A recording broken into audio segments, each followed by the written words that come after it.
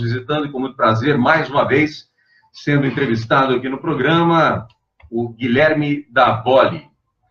Doutor Guilherme Davoli, prazer em tê-lo aqui mais uma vez, sempre muito bom recebê-lo aqui no Conectado.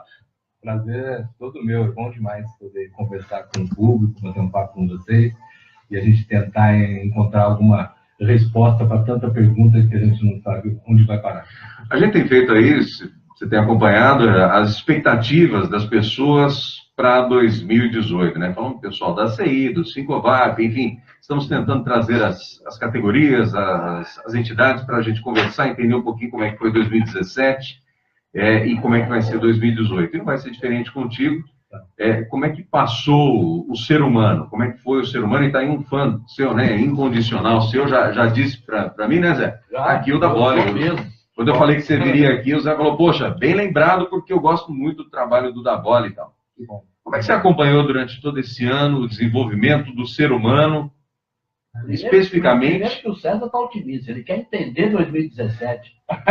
2017 vai demorar uns 14 anos para acabar ainda. 2017 é para esquecer ou é para entender, Davoli? Eu acho que é para aprender. É para aprender, não necessariamente entender. Agora, eu não vejo 2017 isolado, não. Eu acho que os últimos 2 anos, 2016, 2017, monta um pacote que vem... Foram 2 anos num só, é bem lembrado. Foram 2 juntos, né? Exato, porque não teve um rompimento. E eu acho que é interessante a gente observar que não é uma questão específica do Brasil, é uma questão mundial. Vem acontecendo coisas muito sérias no mundo todo e isso tem afetado as pessoas. Para a gente começar isso, eu queria me lembrar de 2 cenas que ocorreram na semana passada, né, que me chamaram muito a atenção.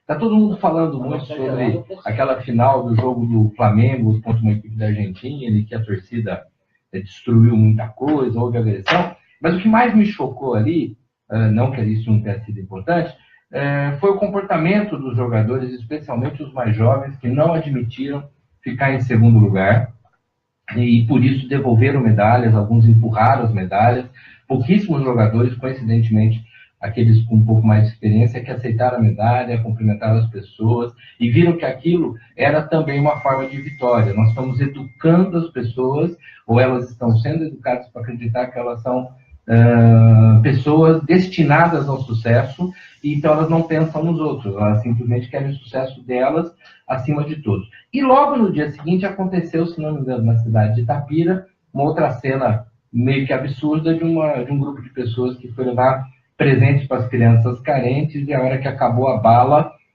que o Papai Noel estava distribuindo, e foram buscar mais balas para distribuir para as crianças, ele não tinha acabado totalmente, foram pegar. Papai maravilhoso, então, rapaz, que coisa terrível.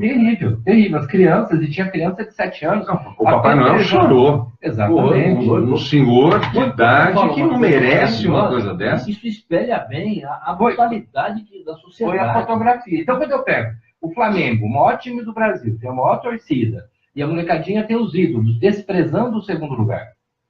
Então, o que eles ensinaram para a molecada toda cara, ou a gente é tudo, ou a gente mata os outros. É mais ou menos isso.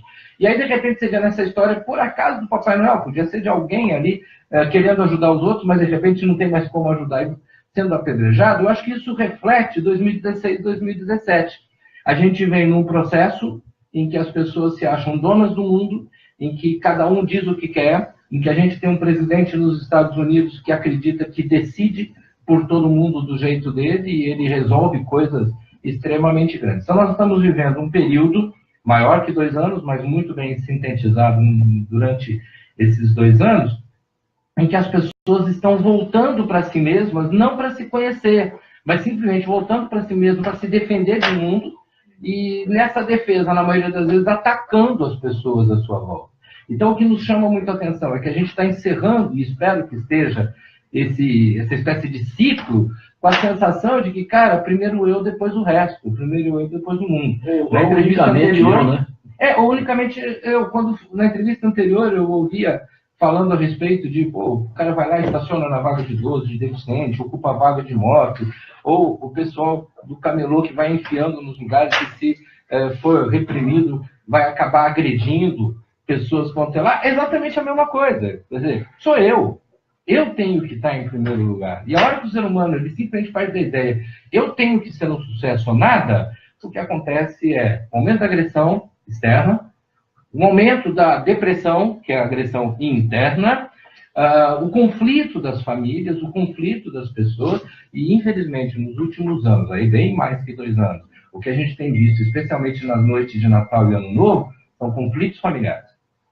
Aquela que são as noites que as pessoas falam, vamos comemorar, vamos festejar, vamos não sei o quê, está virando noites de conflitos, porque todo mundo quer ser melhor que o outro, todo mundo quer agredir o outro. O que eu acho que a gente tem que pensar um pouquinho, e aí eu tiro qualquer espírito natalino, religioso da história, simplesmente o conceito de que as pessoas realmente querem um ano novo, uma nova forma de viver, em primeiro lugar, elas precisam aprender que não é legal ser o centro de tudo, não é legal ter sucesso em tudo. O que é muito legal é você saber que você pode contar com as pessoas em volta e mostrar para elas que elas podem contar com você. Guilherme, uma coisa que eu acho assim, extremamente importante, eu disse outro dia num programa de televisão, eu fui perguntado, estava eu, o Bueno e o Calixto, me perguntaram sobre o Sócrates, coisa e tal.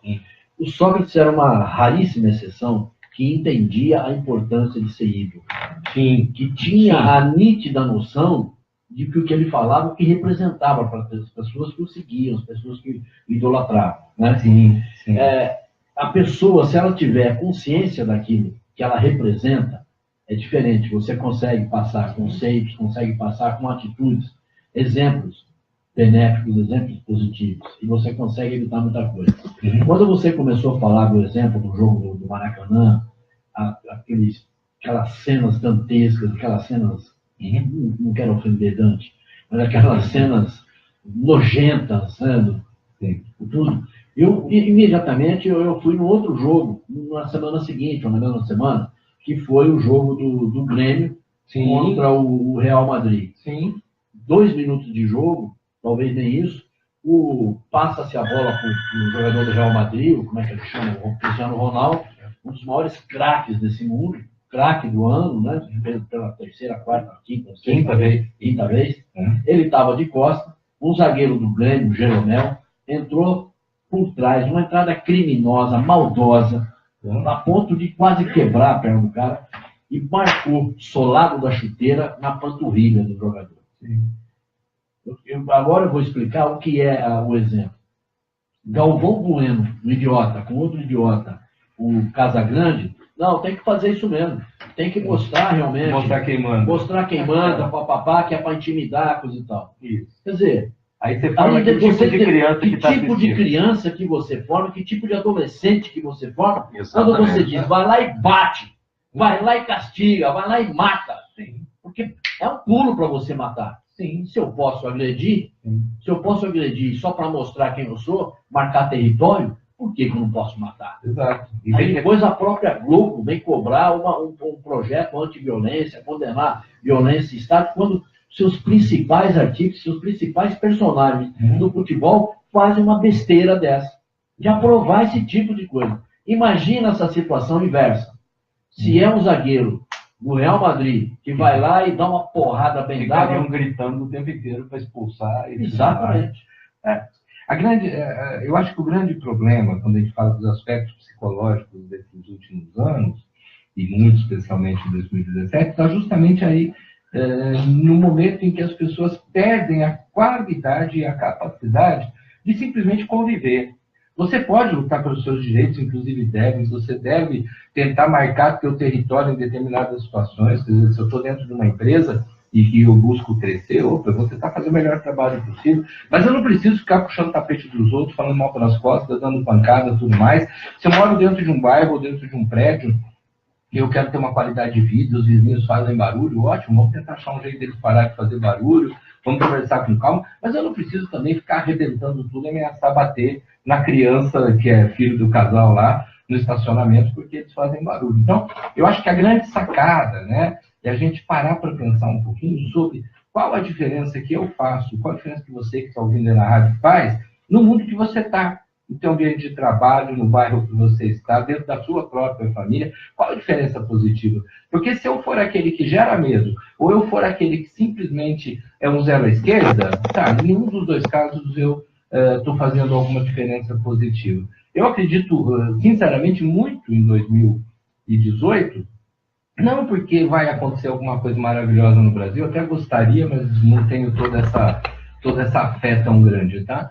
Mas eu acredito muito em 2018, porque as pessoas parecem que estão tão no fundo do poço, que aí a chance delas começarem a sair é muito maior, né? Eu me lembro quando eu comecei a atender dependentes químicos, né?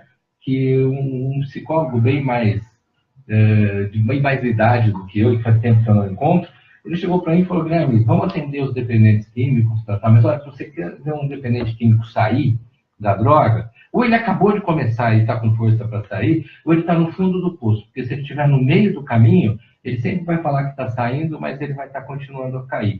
Eu acho que nós, em termos de país, e nós, em termos de pessoas do dia a dia, estamos muito perto do fundo do poço, por isso é que eu acredito que as pessoas estão criando coragem e vão começar a reclamar, a parar de reclamar de que a vida está dura, de que isso está difícil, e vão tentar fazer alguma coisa para melhorar. Já tenho até visto algumas pessoas nesse sentido. Você acredita que as pessoas tenham deixado ou desacreditado de viver em sociedade, em coletividade?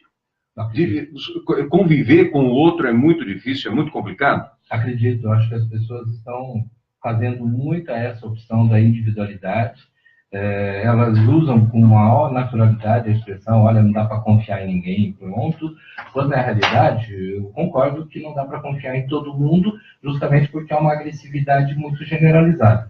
Mas se eu não confiar nos outros, não se justifica nem a minha existência. Porque a minha existência está no meio dessa troca. Eu estou o tempo todo falando, aprendendo, discutindo, ouvindo. Essa situação que nós estamos agora, né, um programa de rádio transmitido para um monte de gente, num monte de lugar diferente, é a prova disso.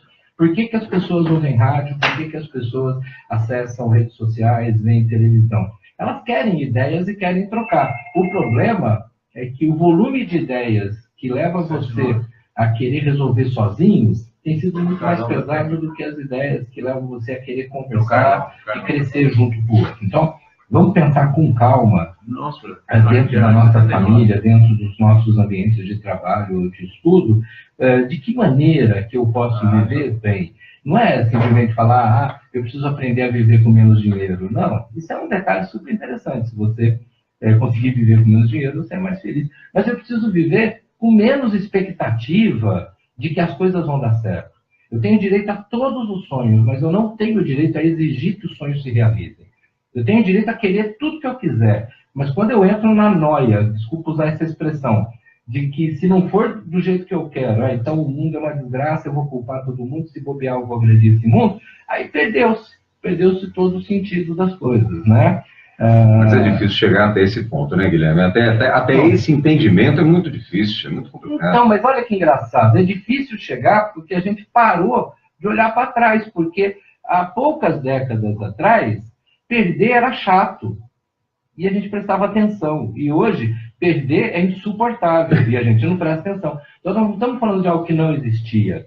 Se você volta 2 décadas, nós estamos falando de um período de absolutamente muito menos violência, em todos os sentidos.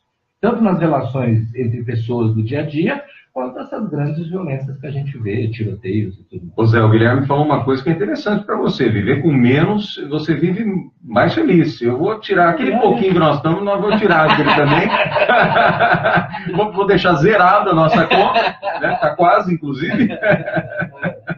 Os caras estão pensando isso na gente também. Olha, eles vão viver com menos, eles vão viver felizes. Errado, né? Quando Don Quixote dizia isso, né? Meu repouso é a batalha, meu descanso é a batalha.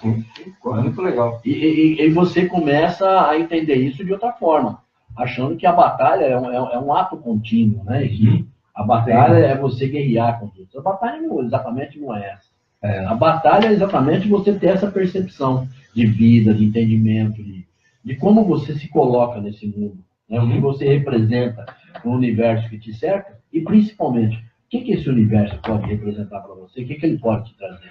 Sim. Eu acho que isso é extremamente importante. Nós vivemos alguns pontos tão radicais que você para de pensar em quem é você na história. Você aponta a vida dos outros. Né? Você passa a ser um personagem. Sim, terrível. Eu me lembro de uma muito capa... Muito bem lembrado. Uma capa da revista Veja, a gente falou de futebol agora há pouco, a revista Veja de uns 25 anos atrás, quando o Edmundo, uma daquelas barras pesadas dele. O animal. Ele acabou matando uma pessoa num acidente e tudo mais.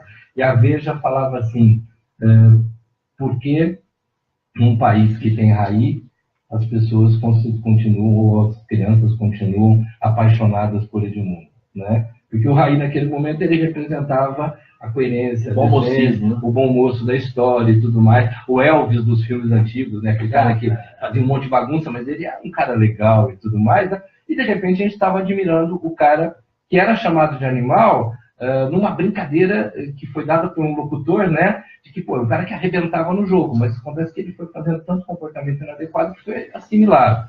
O que nós precisamos, eu acho, pensando muito aqui no pé no chão, não é imaginar 2018 maravilhoso, mas imaginar o que eu tenho de melhor para oferecer em 2018 para as pessoas e, se possível, já começar esse treinamento a partir de hoje. O que eu posso fazer pelas pessoas à minha volta e, de forma clara, o que eu posso, inclusive, esperar das pessoas. Porque, às vezes, eu estou esperando tanto dos outros que eles nunca vão conseguir me preencher. Eu estou esperando muito além.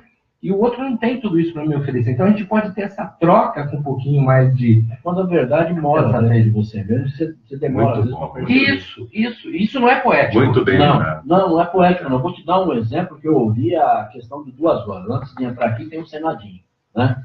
Um dos componentes lá do Senadinho estava lembrando... É a nossa reunião de pauta, viu, Gabriel?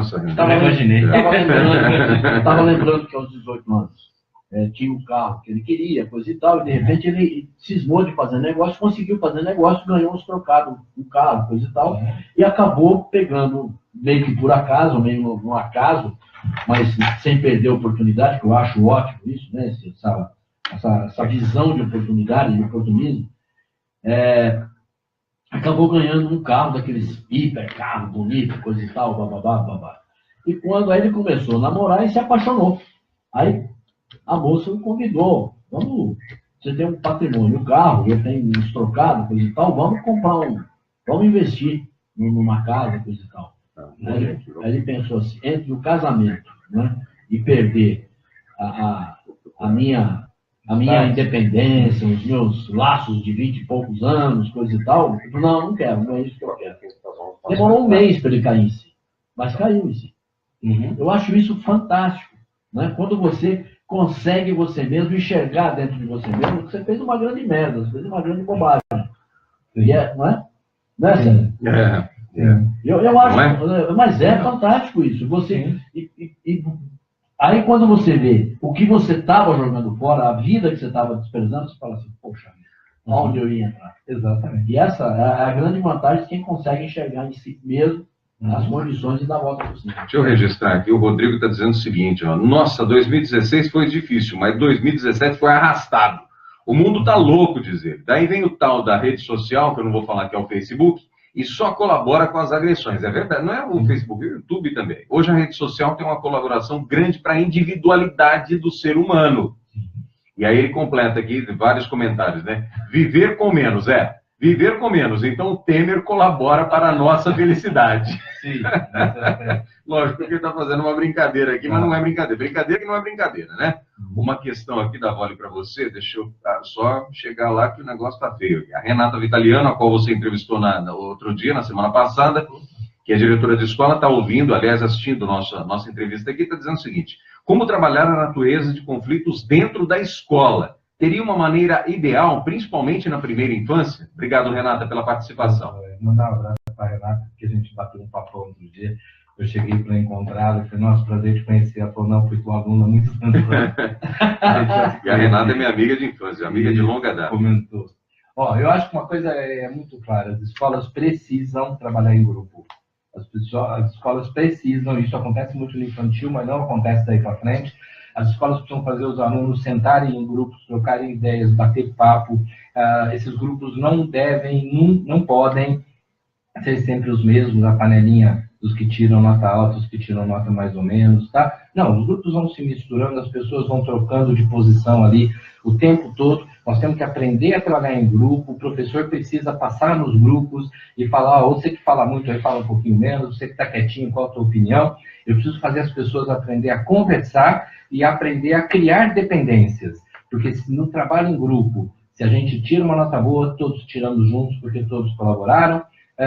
Se eu não conseguir tirar nota, não sou eu o culpado, nem foi o outro. Nós, em grupo, caímos, vamos tentar levantar numa próxima oportunidade. As escolas, infelizmente, muito especialmente a partir de uns 20 anos para cá, com essa visão meio de apocalipse do vestibular, né? Ou você vai para o céu ou vai para o inferno quando chegar nele, as escolas começaram a falar, não, você tem que ser o melhor, você tem que vencer os outros, tem que derrotar os outros. Só que as escolas não conseguirão trabalhar em grupo se elas não sentarem com as famílias para que as famílias entendam que a convivência é em prol do relacionamento social, mas também da própria aprendizagem. Porque você, em grupo, realmente aprende. Você, individualmente, decora, conhece coisas, você pode saber tudo que está escrito nos livros, mas você não tem habilidade para conversar com o mundo. Então não adianta você ter conhecimento, mas não ter habilidade para sentar numa mesa, como essa que nós estamos aqui, e conversar e aceitar a opinião dos outros. Para mim, aprender a aceitar a opinião dos outros, eu preciso da família, a escola, fazendo esses filhos andarem em grupo, andarem em turma, debaterem, e olha, lembra disso, quem fala muito baixa a bola, e quem fala pouco a gente incentiva e levanta um pouquinho mais. Ela está dizendo aqui que é perfeita a sua colocação e a partilha traz o fortalecimento emocional. Grande responsabilidade disso, Davoli, é dos pais. A grande responsabilidade de encaminhamento dos filhos, porque a escola faz o papel deles, né, de educar, mas de direcionamento é dos pais. E vai ser sempre assim? Se vai ser sempre assim, eu não sei. Porque deveria cada ser. vez mais a família está esfacelada, cada vez mais a família ela não tem uma coerência de pensamento. Você tem o pai que mora lá, a mãe que mora aqui, aqueles pais que moram juntos, mas que não tem tempo nem de se encontrar e conversar, a avó, empregada, um monte de gente que entra na história. Então, que família é essa que de repente são várias línguas? Se já é difícil fazer pai e mãe falar a mesma língua, imagina pai, mãe, dois avós de um lado, dois do outro, mais tio, vizinho, internet, eu preciso ajustar a linguagem. Eu acho que os pais têm uma responsabilidade absurda, porque na hora que eles decidiram que iam ter filhos, eles tinham que assumir esse compromisso. Eu tenho visto gente comprando cachorrinho aí de R$4.000, sabendo que vai ter um gasto com ração especial, veterinário especial, não sei o quê, e eles assumem o compromisso. Assumem, inclusive, o compromisso de toda manhã pegar o cachorrinho para dar uma volta na praça, porque ele tem que fazer xixi, e todo fim de tarde ele tem que dar uma volta, porque o veterinário falou que é para ele poder ter uma vida melhor, não sei o quê. Só que eles não dão volta com os filhos, não dão volta com ninguém, então, a partir daí, os cachorrinhos estão sendo melhor tratados. E aonde que vai o esfacelamento desse modelo? Aonde começou? É. Eu acho que ele começou justamente na questão da individualidade. A hora que começaram a falar, cara, você tem que ser genial. E não simplesmente seja feliz junto com a sua família inteira. Sabe? Era muito bacana, e eu ouvi isso muitas vezes, as pessoas falando assim, cara, o meu filho tem que ser melhor do que eu. Então, juntos caminhando. Não, cara, eu tenho que ser o super-herói da história e meu filho que me siga depois, né? Então, a gente começou a romper, e hoje é muito comum pais que falam assim, eu não tenho tempo para os meus filhos, mas também eu faço tudo por eles, tá? E não só no ganhar dinheiro, sabe? Eu faço tudo por eles. Quando, na realidade, o que é tudo? Tudo é, em primeiro, tudo é infinito. Mas fazer por alguém, em primeiro lugar, é saber o que essa pessoa está sentindo necessidade. E aí a gente trabalhar. E nessa hora, a escola cuida de um determinado período, a família cuida de um outro determinado período, e a internet cuida de um período maior ainda. Então, essa relação família-escola tem que ser bacana, inclusive para que essa criança, esse adolescente, consiga interpretar aquilo que está nas redes sociais. Porque a rede social, ela causa um tiroteio na nossa cabeça, numa velocidade tão grande, que às vezes você não para pensar o que você realmente acha disso. Eu já me peguei, de repente, dando uma olhadinha numa rede social, daqui a pouco eu vi uma notícia, e eu comecei a acreditar, estava na cara que era uma mentira, estava na cara que não. Mas eu que me acho uma pessoa, né? Eu me acho espertinho, né? E de repente eu entro na notícia e vou indo, até que eu parei e falei, pera um pouquinho, não tem lógica, deixa eu ver se é verdade isso em outro lugar. Aí a hora que eu abri um site sério, não tinha nada daquilo ali, né? Então eu me deixei levar, ótimo, tá, e o resto do mundo, como é que está sendo? Então, essa relação é fundamental. O Rodrigo diz o seguinte, a família deve participar na educação escolar. Hoje, os responsáveis pelas crianças devem caminhar de mãos dadas com a escola. Davoli, queria agradecer demais a tua presença nesse ano e quero contar contigo ano que vem novamente, mas eu queria, se possível, não é um recado para os pais e para a sociedade, não é uma mensagem de final de ano, mas queria um aconselhamento teu no finalzinho para a gente fechar com chave de ouro, que a gente considera Muito importante. Se fosse pra fazer uma mensagem, tinha que entrar aquelas musiquinhas de Natal. Você quer eu coloco a Simone aí. Não, então é Natal. Não, gosto muito da Simone, mas não é o Da Simone também eu gosto. Tá? Meu Deus. Não, tira aí. Som daí. Não vamos confundir ele com Papai Noel. Não é por aí. Tá a caminho. Não, o que eu acho que as pessoas têm que pensar, para aqueles que são cristãos, Natal a gente sabe que não é a data que Jesus nasceu, nós não temos essa data, e uma das coisas mais legais do mundo cristão é não saber quando foi que Jesus nasceu, porque isso é o que menos interessa. O que nos interessa é qual mensagem que ele trouxe e o que nós temos que levar a sério com relação a essa mensagem dele, né? Eu acho que a mensagem ela tem que estar voltada muito para a questão de que não há um ano novo, mas existe uma pessoa nova. E eu tenho que entender se eu quero ser uma pessoa melhor do que aquela que eu tenho sido nos últimos 15, 20, 40 ou quase 60 ou mais anos, tá? E ser melhor, eu preciso me pautar em algo. Então, se você fala, eu quero ser melhor, e aí, ao mesmo tempo, você fala, não, eu quero ganhar mais a qualquer custo, e eu preciso cuidar das pessoas, quando você falou, eu quero ganhar mais a qualquer custo, você já não está cuidando das pessoas, está cuidando só de você. Não, eu preciso achar essa harmonia. O que eu estou buscando?